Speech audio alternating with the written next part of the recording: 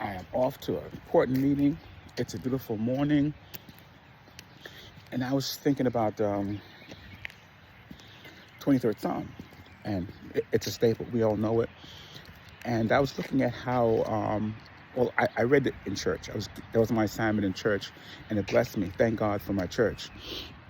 And I looked at it real quick because I want to know the context. So when I read it like it was intended.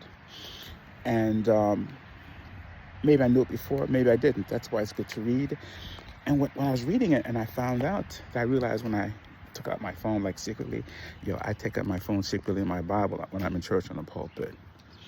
And I did this, and I looked at the context of the 23rd Psalm, and it was while David was on the run, he had a defeat. He was chased from the throne by his son Absalom after his failure to protect his daughter Tamar, and after, of course, the prophet told him that this would happen to him after he outraged Bathsheba and killed her husband Uriah. And even though this man had sinned and he failed over and over, and he did a horrible thing that was publicly known because Bathsheba's grandfather was one of his generals, so it was known, and he was under the shame of the thing. Yet still, God paid him back.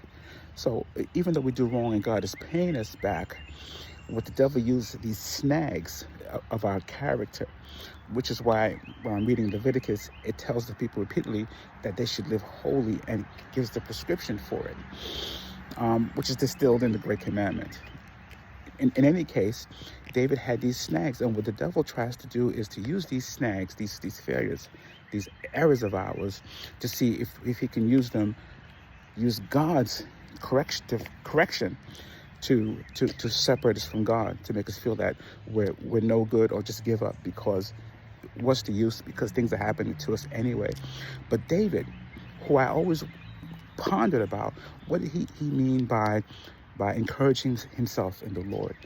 And the 23rd Psalm is that, because even though he was embarrassed, he was in shame, his own child chased him from his palace.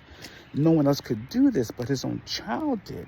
Sometimes correction comes from in the home.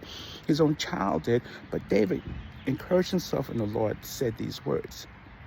In the midst of his dilemma, the Lord is my shepherd and I shall not want.